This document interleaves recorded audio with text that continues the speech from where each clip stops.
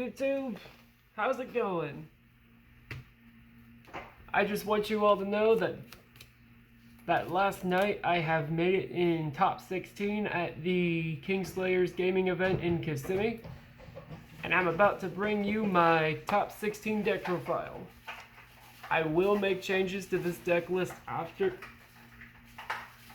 this deck profile, very few of them, but I will be going over this deck profile that I have. So to start us off, we've got your heal triggers. 3 of the 15k one, 3 of the one of the one that's used for restanding decks. Funny thing is, I've never really had to run into a situation to where I had to use that card the whole event. I run 7 crit, 4 draws, and the overtrigger. I like the overtrigger. I love my trigger lineup the way it is. My draw triggers are helping me maintain guard power and discarding less from the end skill. And my crits are really nice too. Yeah. And the overtrigger's in the deck for obvious reasons. Next up for PGs, for grade 1s. Only 4 PG. In this build, they're the only grade 1s that are in the main deck, but eventually I will be adding 2 copies of Toga. The grade 1 that says if you discard this card during your turn, you can put it into the soul. Next up for grade 2s, I run a playset of Ethan. Ethan's really good in this deck because on your grade 3 ride turn with Overlord, and even if you don't have open counterblasts, and if your opponent has a rear guard in their front row, you can just attack that with Overlord, make it, and as I'm sure most of you know, when he attacks a rear guard, the opponent can't guard against it, and if it were to hit that rear guard, whether you have open counterblasts or not, you can use Ethan's skill first to retire him, draw a card, then countercharge, and then use Overlord's skill to counterblast 1, ditch a card from hand, and restand. He also helps with this. He's also a good unit to have as hand fodder for the Ed.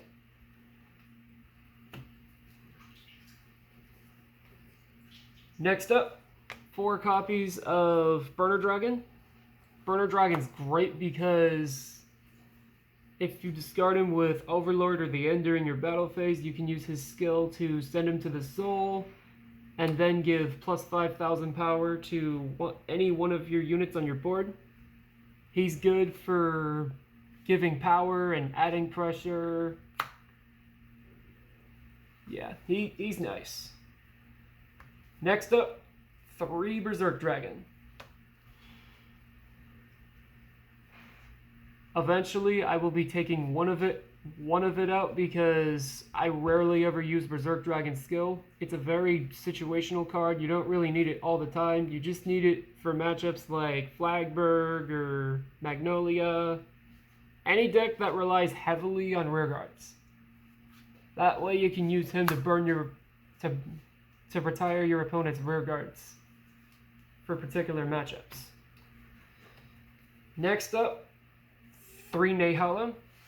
One of the best grade 2s in the deck because you use his skill to Soul Blast 1 and give him and Overlord, both him and your Vanguard Overlord, plus 5,000 power. Next up, in my opinion, the best grade 2 in the deck, Burning Horn Dragon. This card's amazing because when he's placed, you counterblast 1 to check the top 7 for an Overlord unit and add it to your hand. If you revealed the Overlord unit, great. If you didn't, then you can countercharge. Then you get to countercharge 1 from Burning Horn's skill. And every time your Vanguard attacks, every time your Overlord Vanguard attacks, Burning Horn gets plus 5,000 power for the turn.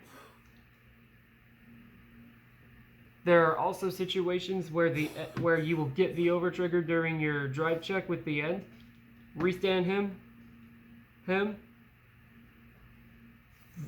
on his first attack.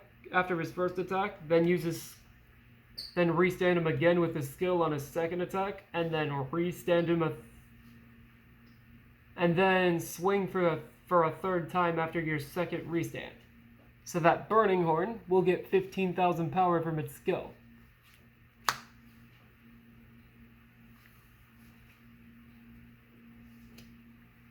Next up, I run 4 Tribash. Card's great in the deck because if your opponent has 2 or less rear guards, you can move him to the soul and give your Vanguard a crit for that particular battle when it attacks. I'm gonna be cutting one of it out for 3 because I think 3 is all you really need in the deck. 4 is nice too, but it's kind of a situational card depending on how many rear guards your opponent has. And you'll only need it if your opponent's board is like empty or low on rear guards, so yeah. Next, the best card in the deck. 4 copies of Dragonic Overlord, The End. So with The End, when he attacks, you counterblast 1, discard 2 from hand, and restand him. And if you have Overlord in the Soul, he gets plus 5,000 power, and if you have Overlord in the Soul, he keeps his Twin Drive instead of loses it from its restand. He's a really good boss card. Now for the right deck. Undu, Bar, Nehalem, Overlord. There's no debate for what the right deck should be. Bar's a really good grade 1 searcher. Nehalem's good for having a rear guard if you don't have anything else to call from your hand. And Overlord's just Overlord. So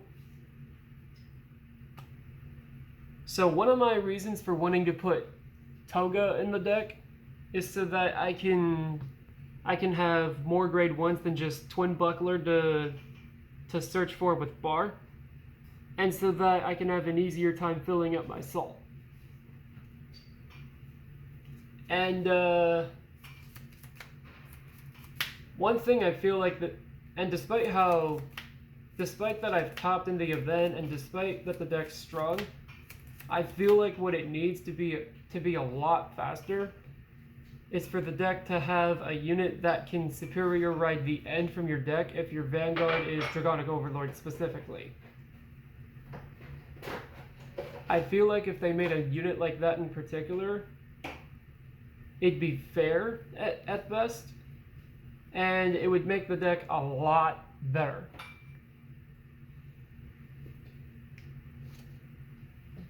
Well, everybody, I hope you had a great time watching my deck. I hope my deck building.